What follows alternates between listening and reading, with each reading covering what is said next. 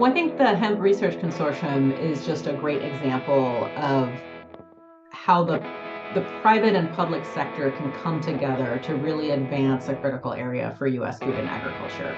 That's Dr. Saharah Moon Chapotin, Executive Director of the Foundation for Food and Agricultural Research. This is the Lancaster Farming Industrial Hemp Podcast. My name is Eric Herlock, and today I will be talking to Saharah Moon Chapotin from the Foundation for Food and Agricultural Research. We're going to learn about the foundation, what they do, how they do it, and we're going to dig in on their Hemp Research Consortium, find out what that's all about, what they're up to, and how maybe you can get involved. But first, a few nuggets of hemp news right after these messages. This episode is brought to you in part by the National Hemp Association. The NHA is a nonprofit based in Washington, D.C. that advocates for sensible public policy and regulation. The NHA is dedicated to building a sustainable future and promoting economic development in rural communities. Become a member today and join a thriving community of people with a passion for all things hemp. Learn more at nationalhempassociation.org. This episode is brought to you in part by I&D Hemp in Fort Benton, Montana, where they believe in the goodness of hemp. I&D Hemp is a family-owned, mission-driven, and environmentally focused industrial hemp food, feed, and fiber company, providing new opportunities for farmers and rural communities. Their mission is to provide innovative agricultural products and services to connect American farmers with the pioneers and businesses that see hemp as a way to bring real and lasting change to our communities and planet. Learn more at indhemp.com.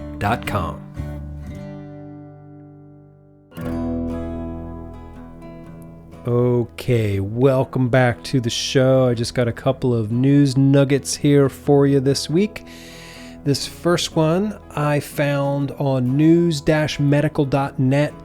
It's written by Naya Matter, and it asks the question, is hemp the superfood vegetarians have been waiting for? I'll just read you the first paragraph here. In a recent study published in the journal Nutrients, researchers explored the published literature about hemp seeds to understand their nutritional properties, focusing on their role in vegetarian diets as a source of proteins, essential fatty acids, dietary fiber, and minerals. As hemp contains antioxidants and phytochemicals, it may prove to be a promising supplement for functional food manufacturers. I'll put a link up so you can read the whole story, but yeah. Here's a story that I found on Newsweek.com. It's written by Alice Gibbs. The headline reads, Hungry sheep devour over 600 pounds of cannabis after invading a greenhouse. The story says that near the town of Almyros in Thessaly, Greece, a greenhouse cultivating therapeutic marijuana became an unexpected diner for the animals as they grappled with the aftermath of Storm Daniel. The storm resulted in Europe's highest ever monthly precipitation. Relentless rain wreaked havoc across the central region, combining torrential downpours with landslides, crumbling roads and bridges, and crippling vital water supplies. While looking to avoid flooding, the herd of sheep sought refuge in the greenhouse and simultaneously helped themselves to over 600 pounds of cannabis. What is that? Do you hear that? Oh, I think that's my phone. Hold on, I'm getting a phone call. Hi, this is Eric. Hey, good morning, Eric. It's Cam. Cameron McIntosh. What's going on, man? Not much, brother. We're down here in D.C. at Greenbuild. Greenbuild? What's happening? What are you doing down there? We are part of a booth with Building Transparency, who is a nonprofit and the owner of the EC3 tool and the Tally LCA tool, which are carbon accounting tools for whole building life cycle assessment. No kidding. What's Greenbuild? Is this like some kind of trade show? Yeah, Greenbuild is a trade show for all things green and construction, suppliers, again, carbon calculation tools, materials, and anything and everything green. Oh, wow. Are you the only hemp company there, or do you have other hemp folks with you? We are one of 3 hemp companies here. We are with Greg Wilson of Hempwood and Sheil from Hempitecture. Oh, awesome. What's your setup like? What do you have on display down there? So, yeah, we made 8 sample hempcrete panels for the Building Transparency booth. They were sprayed down in my shop in Blandon, and I drove them in yesterday and set them up. A little nerve-wracking, but they look fantastic. They're pretty big panels, right? Yeah, they're 4 foot by 8 foot panels, 2 by 4 thickness, and again, each one was sprayed with the Easy system. Oh, cool. And so this is like opening day of the Green Build Expo, right? Show opens in about 10 minutes. Oh, wow. Well, I appreciate you calling me right before the show starts. Is Greg Wilson available? Can I talk to him? Yeah, hold on a second. Hey, Greg. Say good morning to Mr. Herlock. Eric, what's going on, buddy? Oh, hey, Greg. Not too much. Just making a podcast. How are you doing? I'm pretty good. Still south of the Mason-Dixon, but I'm getting closer. Well, what's your display looking like? Oh, it's looking pretty good. So hempwood and hempatexture are sitting in pole position right by the front door. Everybody walks in, they get to see us. And then we're right in front of the women's bathroom, too. Greg, can I put you on hold for a little bit? Yeah, sure, man. Cool, thanks. I just have to finish the podcast. So that's cool. Cameron McIntosh from Amerishon Cast Hemp. He's the hempcrete builder here in Pennsylvania. He's down there in D.C. with Greg from Hempwood and the guys from Hempatexture. So I'll put a link up to the Green Build Expo on the show page for this episode, along with the links to the news nuggets about the sheep in Greece and the vegetarian wonder food. Anyway, let's get into the main event here today. We're going to be talking to the executive director for the Foundation for Food and Agriculture Research. Here we go.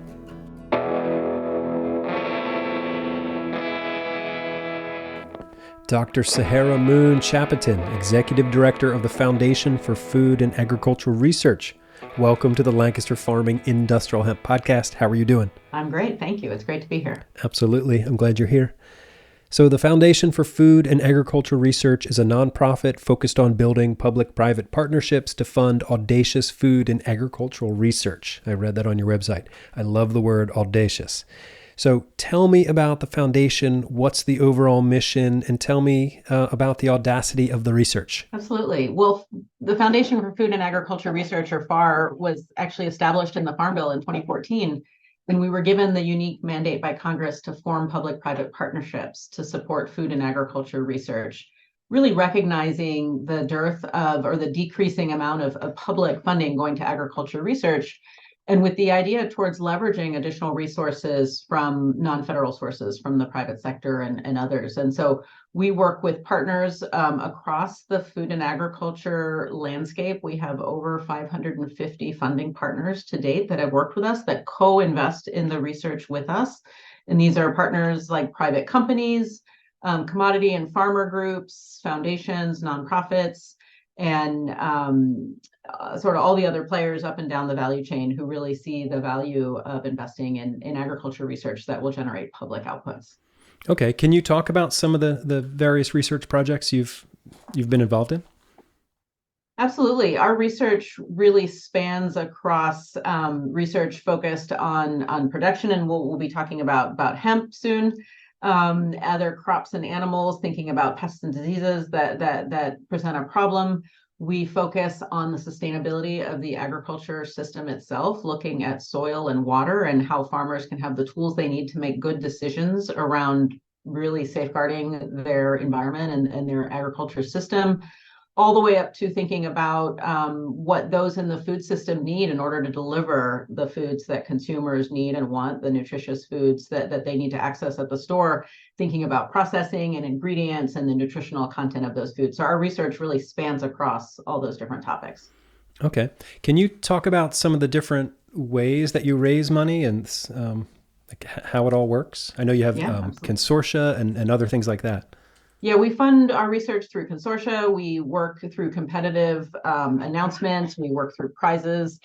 And we, at the sort of heart of our model is that when we receive funding through the Farm Bill, so for every dollar we receive through the Farm Bill, we have to match it with at least one non-federal dollar. And so we do that through a number of different ways. And often we will establish a consortium. So these are different different players in the food and ag system. And a good example is a recent consortium we launched is the Greener Cattle Initiative, thinking about the problem of methane emission by cattle, which is a contributor to climate change. And the industry recognizes the need to reduce methane emission from cattle, and they were able to come together, different players along the value chain. So the sort of science animal health companies, the dairy industry, the beef industry, and all the way down to the food companies coming together to co-fund research aimed at improving production in cattle. So that's an example of how the industry comes together through a consortium. And what is really valuable about our consortia to those industry players is it de-risks the investment for them. We're not counting on any one company to support all the research that would be needed to generate the outcome, say for more sustainable agriculture, but they can co-invest. And so that de-risks the investment for them. It often also gives companies a chance to collaborate with their competitor, something they would not normally do on their own. But it's, FAR, my organization, is the facilitator, and we can ensure that it's a safe space where the right agreements are put in place for IP, for sort of the investment that we're funding, for how we're going to select the research activities. And we do that work to bring the companies together and give them a space to make those investments. Okay. You said the word de-risk. That's a word I hear a lot in the hemp space, because that's what everyone says has to happen for this industry. They have to de-risk it so people can come in. Mm-hmm. So that's probably a good segue to talk about the Hemp Research Consortium. Can you tell us a bit about that? Yeah, so we, as I mentioned, we often establish consortia when we see sort of a need across the industry. And hemp is one of those. Obviously, it's a crop that the policy environment for hemp has changed a lot in recent years. And so there is now the opportunity for farmers, growers to grow hemp, and for others in the industry to gain value from hemp. And so we established a consortium to bring together a number of the different players that are interested in seeing hemp be more sustainable, more productive, more profitable, and to think about developing the market for hemp. So in 2022, we launched the Hemp Research Consortium, and it brought together the researchers at land-grant universities with industry participants to really think about the science that was needed to support a sustainable hemp industry. And its research covers, I'll pause there and see if you have questions, because I could just keep talking, but. Yeah, keep talking. I mean, I want to hear who's involved and, what sorts of things they're working on and what are the goals, all that stuff. Yeah.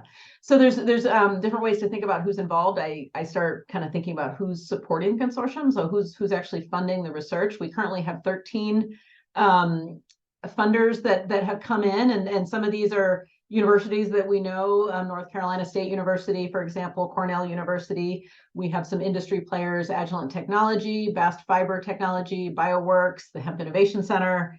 I've got to say them all now because I don't want to miss any. In Hemp, International Hemp, the National Hemp Growers Cooperative, so it's a farmer organization, Oregon CBD, and the Miracle Grow Company. So really, Scott's Miracle Grow. So really, as you can see, spanning from farmers, producers, to researchers, to input companies, and to others in the hemp industry. Okay. I do have to point out, you said IND Hemp, IND Hemp. Is that Indiana Hemp? It's just IND Hemp. They're one of our sponsors, so I have to. Okay, I feel well, like it's my duty to say. As I said it, I was like, oh, I didn't get that one right. So thank you for catching me on that. Yeah. IND Hemp. IND. So yeah, and they're doing great work out there. So I'm happy to hear that they're involved in the project. Yeah. How do you measure success of something like this? Well, this research is new. And so we've just in the last year started making the awards. And so we will be measuring success in terms of at various levels. So there's the outputs of the research. Each research project has a specific aim. Some of it is around breeding and genetics for disease resistance. There's thinking about the agronomic characteristics of hemp cultivars. We have we're thinking about what kinds of environments can you grow hemp in. So each project has a stated kind of outcome or objective, thinking about, can we have a variety that's more productive or more suited to a better environment, or can we, evaluate a potential product that could be created from hemp. So those are the near-term impacts or outputs. But then you're thinking about the industry as a whole, and you mentioned de-risking it, right? Can we think about how the industry really supports growers who may want to grow hemp? How can we take some of that risk out by ensuring they have a variety that generates a consistent product? They want to know what what product they're going to get if they grow, hemp one year. And so giving them that understanding and knowledge that you get with other crops that we've been researching for decades, right? There have been tremendous amounts of investment, both public and private, that have gone into crops like soy and corn and cotton. But because of the policy landscape in this country for so long, that research investment hasn't been made in hemp. And so just some basics around ensuring that a farmer can access seed and they know what it's going to generate and they know how it's going to perform and they know what inputs they need to put into it to ensure that they get a high quality crop. So I think at the end of the day, we would be looking at sort of the ability of the industry to support producers in the fact that there is a functional market that's able to absorb that product. Right. So you've got an extensive background in plant science and plant physiology. When did you first come in contact with the cannabis plant? And is there anything about this plant that in your mind sets it apart from other crops? Well, I grew up in California. And so, hemp and cannabis has been a crop there for many years in various forms, right? And so I would say I grew up just with an awareness and a familiarity of sort of how and why the crop was grown and used. Mm-hmm. But I think it's really only more recently with the changes in cultivation and the work that the USDA has done to establish it as a crop that I sort of come back around to really thinking about it. It's been many, many years since I've lived in California. And so I think it's just interesting, you mentioned I'm a plant physiologist. And so it is interesting to think about how is this plant different in the landscape than other plants, especially other fiber crops or other crops that we might grow for similar industrial uses. And, it's been an underutilized crop. And so there's there's the demand that needs to grow along with our understanding of it. But it is a crop that really offers a lot of opportunity and possibility, ranging from textiles to food and health and personal care products, and obviously medicinal uses as well. And there's different parts of the plant that can be used, which is also kind of neat. And it's an opportunity to provide an additional crop that growers can grow. Not most farmers grow lots of things. They don't just grow one thing on their farm, and they either grow them on different parts of their farm depending on the soil characteristics, or they might grow them in rotation depending on the time of the season. And so hemp is sort of an additional crop that farmers can put in their rotation or can add to their farm as they're thinking to diversify. It's never good to have all your eggs in one basket, as it were. Right. You want to have different things on your farm. Some things do well in one year and perhaps less so in another year. So it's an additional crop that farmers can grow, and it's a very environmentally sustainable crop. Growing hemp can help to build soil health if you're looking at your soil and trying to ensure that it's healthy and you can support a diversity of crops.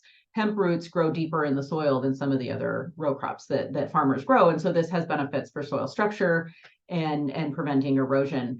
And then there's other things we can think about with hemp, like what role does it play in removing contamination from the soil, for example, thinking about heavy metals. And it's a crop that currently is grown using relatively fewer inputs. And I say that with some hesitation just because there's many different ways, obviously, to grow the plant, and depending on what you're trying to do and the yields you're trying to get and so forth. But it can be grown with relatively fewer inputs than some other crops. And so in that sense, it can also be a way to contribute to sustainability goals. If you're trying to get into a supply chain or a market where that's a key driver, hemp is a viable crop in that sense as well. Okay. And talk about how this crop fits into the overall mission of the foundation. So our overall mission is to support the research that will deliver the technologies, the solutions that farmers and producers and others in the value chain need in order to have a more sustainable and more sustainable food and agriculture system, and a system that delivers the nutritious foods that people need for their own health. Right. So being able to strengthen the agriculture sector through developing this as a crop and building more options for farmers is one way we do that. But in general, it's part of our broader set of investments in helping to make crops more efficient. So we think about increasing the productivity of a crop, but not at the expense of the environment or other factors. And so how can we ensure that farmers can get more production out of their land, or even maintain their production while reducing input usage, while thinking about the fertilizer that they're using and how they can be more judicious with that fertilizer, or thinking about how, as water availability is changing in a changing climate, how can farmers either use less water or even switch to a crop that perhaps needs less water. So it's one of sort of many investments that FFAR is making around crops and animals, improving their sustainability. On the animal side, we think both about sustainability and animal health, but also about animal welfare. How can we ensure that consumers can get access to the products they need that are animal-based, while knowing that the animals were treated humanely, and that we are doing everything we can to reduce the impact on the environment. And then kind of going down the value chain, we're also interested in ensuring that farmers have access to the foods that they need to be healthy, and that those foods are culturally appropriate, that are in stores where they can access them, that are convenient. Sometimes that means the food is processed or prepared in a certain way so that busy families can use it and access it. And so, I think, again, hemp does fit into many of those points in the value chain because of its many different uses as a crop. Okay. Can you talk about some of the individual research projects that the Hemp Consortium is working on? Like, are there some that Sure. are funded, some that still need to be funded? I can give you a little overview. We've awarded 7 grant projects so far. A couple of them are going to be announced very soon, so stay tuned for those. Okay. But as far as the others, we have a project at Cornell University that is focused on breeding and genetics of disease resistance, flowering time, and cannabinoid content. And you think about something like flowering time, that really matters as far as where you can grow it, sort of. Sure. In terms of what latitude you can grow something, because that'll affect your yield. And that one is co-funded by an industry partner, Scott's Miracle-Gro. There's one at North Carolina State University that's looking at characteristics of agronomic performance of hemp cultivars kind of across different states, and thinking about having the sterility of new triploid cultivars. And sorry, that's kind of technical on you, but it's thinking about different ways of growing the crop and all the different flowering systems that a crop might have. That one is co-funded by Oregon CBD. Another one at North Carolina State University is looking at indoor environments, thinking about supplemental lighting and how the spectrum and the intensity of the light can change the yield and the phytochemical content. That one is also funded by Scott's Miracle-Gro. There's 2 more so far, one at Cornell University that's focused on analyzing the gases that come off of and the compounds that come out of the plant, so the terpenes and the neutral cannabinoids. Okay. So using advanced tools like gas chromatography and also genotyping the hemp, so understanding the genetics of the plant and how that contributes to those characteristics. That one I said is at Cornell, and it's funded by Agilent Technologies. And then finally, the 5th one that we've announced so far is at the University of Kentucky, and it's looking at the use of industrial hemp as an animal feed. So that's another part of the value chain. I didn't make that connection yet, but obviously it has uses not just for humans, but for animals. And so this is really looking at the available literature and doing a gap analysis to understand what are some opportunities around using it that way. And that one is co-funded by International Hemp. Okay, right. Yeah, I'm frustrated by the whole, hemp grain for livestock feed conversation, because, you can feed hemp to your baby and your kids and you can eat it yourself, but you can't feed it to commercial livestock. So I know there's a lot of smart people trying to figure that out, and it's all, policy and money. So hopefully the work you're doing in Kentucky is going to help alleviate some of those issues. Mm-hmm. You mentioned the triploids. I spoke to the folks at Oregon CBD a couple of years ago, and they have a commercial, triploid variety that they sell, and it's like the yields are greater, and cool. There's no, pollination issues. So that's fascinating. All right. So we know all about, the great uses of hemp as a food, as an industrial ingredient, all sorts of things. But everybody keeps bumping up against the marijuana stigma. Do you think that stigma matters anymore? And how does it sort of manifest itself in the work that your foundation's doing? And what do you do with it? Yeah, that's a great question. I mean, if we're bumping up against it, it must matter, right? It matters to some people, and you're absolutely correct that decades, centuries, I don't know how long of policies have impacted how people think about this plant. And certainly it was a much more prominent plant in our agricultural landscape many years ago. I think there's, sails on ships, and there's a lot of references in American history, Sure. important moments in time where the plant played a critical and important role in what was our agrarian economy and still is in a lot of ways. And so, I think the plant probably has some reputation building to do through no fault of its own, right? But I think that as research outputs emerge and the industry really is able to find a solid foundation, and people start seeing, the outputs of the crop, the products from the crop in their lives, and see it in a way that is different from how the plant has been characterized when it was primarily seen as a drug, right? Mm-hmm. There's many different ways to think about this plant. I think that will change. I wouldn't say that I can weigh in really specifically on the social kind of science aspects of that. It's not something I've put much thought into or studied much on. But I think that with many things in as it relates to consumers and markets, it's one thing to talk about the value of something. It's another thing to experience it. And so we can say that hemp clothing or hemp feed and all this would be great, but until a farmer is able to, say, access material, hemp seed as a feed and experience the fact that it does provide them with benefits, then that's going to be a much more different experience. And if hemp were routinely, brought into clothing that we could buy at the store, then that would, I think, change how people may think about the plant. I agree with you. It sort of needs to be rebranded a bit, right? Mm-hmm. People need to know about the goodness of hemp. What else should people know about FFAR or the Hemp Research Consortium or the work that you do there? Yeah. Well, I think the Hemp Research Consortium is just a great example of how the private and public sector can come together to really advance a critical area for U.S. food and agriculture.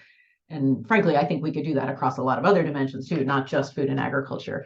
But I think this consortium is a great example of that, how, there are resources out there, the industry is nascent, there's investment, but someone like FFAR can bring them together and coalesce around a common vision and identify, of all the problems that we're facing right now in this industry, what are some of the key issues that research can unlock? There are going to be issues that research is not the solution, right? There's going to be others. We were just talking about marketing and policy changes. But if you're thinking about the production and use of the crop, then there's some key issues that research can really contribute to.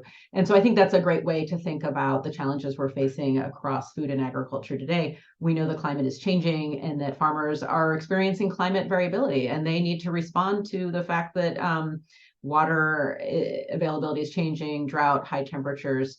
And we also know that consumers are asking for more sustainable products and foods, and that large companies, particularly the large food companies, are making commitments, public commitments, to reduce their emissions, to reduce their water use, to grow food in a different way or a more sustainable way. And so I think there's a real opportunity for various industries to come together, much as the hemp industry did in our research consortium, to address some of those challenges. So I've seen it happen now with the cattle and beef industry coming together in the Greener Cattle Initiative. We're getting ready to launch, or we've effectively launched an efficient fertilizer consortium where different players in the fertilizer space are coming together to jointly fund research around alternative fertilizer technologies, more efficient fertilizers, thinking about how do we test different fertilizer compounds across different areas and regions to see if they provide the benefits that we think they may, and then making sure that producers have access to that information. So in a way, the FFAR model is a nice way to think about how industry and public sector players can come together and really elevate the key challenges in their area and jointly put their resources together to solve a problem. Okay. So we talked about your background in plant science. Do you get a chance to do research? Are you involved in the science in any of these projects? I'm not now. I take tremendous joy and pleasure out of thinking about what are the resources that scientists need in order to do that amazing research. My research days happened a long time ago. I was climbing trees and studying plants in the tropics. I love to get out and visit farms where research is happening. I love to visit research labs and really try to understand what the world is like today. It's the research enterprise is a bit different from back when I was in grad school. So I'm constantly learning and meeting with researchers and producers and farmers and talking about what they need, but I'm not currently in the lab or out in the field myself. All right. So I have to ask, where were you climbing trees? Madagascar. I studied baobab trees in Madagascar. Oh, wow. Okay. Yeah. Wow is exactly right. Cool. Well, how can listeners get involved with what you're doing or support your efforts or learn more? What else should people know? Well, I think depending on what folks are interested in, we have a little bit of something for everyone. An easy step to take is to sign up for our mailings. And so you could receive announcements and hear about the research that we're doing. So if you're a researcher, you would be able to hear about new opportunities and announcements. If there's a grant announcement you could apply for example.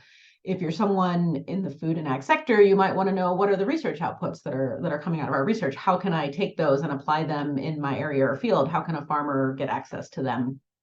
And we're always looking for partners who want to co-fund with us. If there's an industry where research is needed and you think there's an opportunity to connect the public and private sectors, then come talk to us.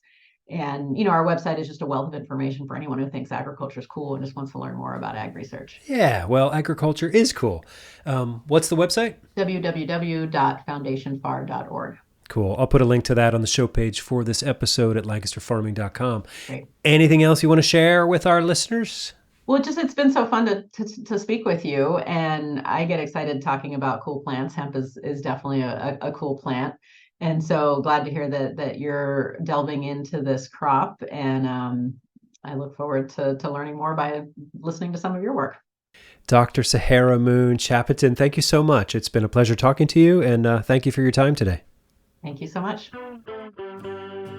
That does it for the show today. Thank you for listening. My name is Eric Herlock, and oh shoot. I left Greg Wilson on hold. Hold on. Greg, are you still there? Well, I hope you sold something, man. You've been gone for a while. Yeah, sorry about that. I totally forgot that I put you on hold, and then I did the whole show. So anyway, how long are you going to be in D.C. for? So I'm around here this week. On Monday, I was visiting District Flooring, which has 4 locations down here. They carry our product in the Washington, D.C. area. I'm staying at my brother's horse farm that is in Burtonsville, Maryland. So it's about 8 miles north of the Beltway. And then we're setting up yesterday. We got this show today and tomorrow. And then Friday, I'm going to finally get to go see the Orioles for the first time in like 5 or 6 years. Nice. And the first time of them actually being good since I've been an adult, pretty much. That's been a while, right? Because you're getting up there. I did just have my 40th birthday in May. Oh, congratulations. Happy birthday. Well, thank you, sir. Yeah, well, what else can you tell me about this Green Build show? Well, the show is going to have a really big focus on carbon, because that's what everybody's talking about right now. Mm-hmm. As well as the show is going to have a really big focus on government clients. And that's because right now, being in D.C., the residential flooring market or residential building market is not doing great. Right. But in D.C., the government is trying to transition all of their builds into being plant-based materials. There'll be a big deal with that. There was an executive order a year ago, and that executive order said that they need to start keeping track of USDA bio-preferred products that are in government builds, with an initiative to try to make it so they are required a few years down the road. Oh, wow. That's amazing. That could light a fire under everything that you and Cameron and Hemp Podcast are trying to do, right? Oh, yeah. This is why we got to be here. And it's good to see Ray from the U.S. Hemp Building Association, the president there. He's going to be here. Oh, Ray Catterley. Yeah, I know Ray. Yep. Cameron's cool. here. He helped me install the booth yesterday in exchange for a hempwood hat. So him and I were kicking it yesterday, walking around, and I'll send you some funny pictures. Okay. We took around the trade show. I saw one of you sitting on a toilet, but that might... That was actually the pinnacle, man. That was kind of the best we got. Can I publish that on lancasterfarming.com? You can put it wherever you want, man, as long as it draws people's attention to hempwood. There you go. So are you there with somebody from Hemptecture, you said? Yes, I am. So Ashil is out here from Denver. Okay. We split a booth with Hemptecture. Tommy is coming tomorrow, and I believe Maddie is up at Climate Week in New York. Nice. But, yeah, we're splitting this booth. So we got, like, the front corner booth as soon as you walk in the front door. That's amazing. That came at a pretty penny. Yeah. So we decided to split it and get both of our stuff out there. There you go. That's smart. Yeah. Cool. All right. Who's that in the background? I hear somebody talking there. Oh, there's Cameron talking with the show from Hemptecture. We got another guy here. He came in from, we were speaking yesterday about equipment they make over in Europe. So it's just starting to heat up. All right. We probably got to get off here so we can get the place ready. Yeah, you've got a few minutes before it starts. Yeah, it starts in 8 minutes, man. Whenever they let out the initial speech that they give, I don't know who it is this year, but it's usually somebody famous. Right. Then we just get mobbed at the front door for the next 4 hours. So I'm dressed as a lumberjack, and I got to explain the exact same situation and scenario to everybody. You're always dressed like a lumberjack, though. I've never seen you not dressed like a lumberjack. Standard look. Yeah. In the summertime, I take off my beard, but for the most part, like, I just have to, whenever the elbows wear out in my flannel, I just get a new one, or my wife tries to sew on some leather elbows. So when you sell the hempwood flooring, is there an option to get you personally to come out and like tell stories and talk to the customer? You know what? With my more difficult customers, or any time that we have had a problem, I've personally gone out and installed the floor. Yeah. And the owners usually end up sitting there in a chair just talking to me the whole time. I can imagine. Crash and learning about what we're doing. It also, since I don't get to pay myself in the company, whenever my wife wants to go do something that's expensive, I got to get out on the weekends and install floors or accent walls or something like that. People even flew me to Beverly Hills to do that last year. Really? And then I got to take my wife on a snowboarding trip. Nice. That's awesome. You did a missile silo recently, right? It is still in the works, but yes, there's a missile silo in Kansas. It was actually a nuclear missile silo that is being turned into an Airbnb. It won a contest for HGTV and Airbnb for like the 10 coolest new Airbnbs. So that one's going to be awesome. And he told me that I can stay there for free for life. That's amazing. It's pretty strange. I'm not going to lie. I definitely took protection with me because the whole zombie scenario, I don't know if I believe in that or not, but if there were going to be zombies, they would be at an old retired nuclear missile silo. I think you're onto something there, Greg. I don't know. Just be prepared, man. I was a Boy Scout. There you go. Luck favors the prepared. Yeah. Absolutely. Yeah. Well, good to hear from you, Eric. Yeah, it's great to talk to you. Get up there. Yeah, I hear you. Something that's really interesting for your listener base is that we've been nominated for Ag Tech Business of the Year at Cornell University. I heard about that. Grow New York. Yeah, that's awesome. And my wife and I have to get up there and do a song and dance to see if Hempwood East is a reality in the Finger Lakes region. There you go. Okay. Yeah. Well, let us know when you're heading up that way. Yeah, I was talking to Larry Smart a couple of weeks ago, and he mentioned Hempwood and the New York Grow thing. Cool. Yeah, if anybody wants to come up there and cheer us on, it is in the middle of November. I think it's the 14th and 15th at Cornell. We got to pitch the whole idea of setting up Hempwood East somewhere, Pennsylvania, New York. Ooh, Pennsylvania. Yeah. Anyway, all right, well, you got to get going. So it's great to talk to you. Can you hand the phone back to Cameron? Yep, shall do. And we'll send you some pictures. Man. All right. See you, Greg. All right, Eric. How you doing, man? I'm good. That was great. How are you doing? You ready for this? It sounds like it's going to get crazy for the next few hours. I'm pumped, man. Yeah. Awesome. You should be. This is a grown-up show for me, Eric. This isn't a hemp or cannabis show. This isn't a farm show. This is the real deal. So we're excited to be here, man. I'm excited to hear what people's reactions are. You know. Yep. Dude, I'm super proud of you. Feedback. Psyched for you. Yep. The good, the bad, and the ugly feedback. Cool. Well, let us know. We'll check in with you sometime in the next couple of weeks. Awesome. All right. Thanks, Cameron. Good luck. Yeah, man. Sounds good. Yeah. All right, this really is the end. Thank you for listening to our show. My name is Eric Herlock. I am the digital editor at Lancaster Farming newspaper, the greatest agricultural newspaper in the world. Check us out online at lancasterfarming.com.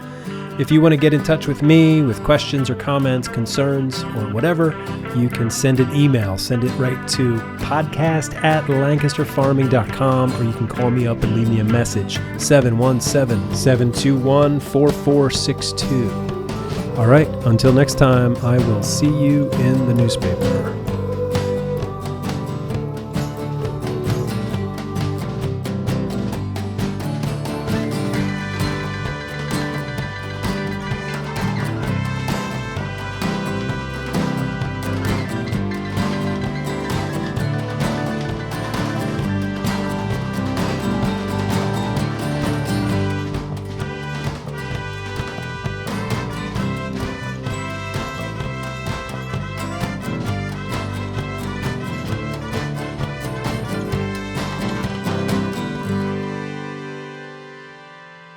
Industrial hemp.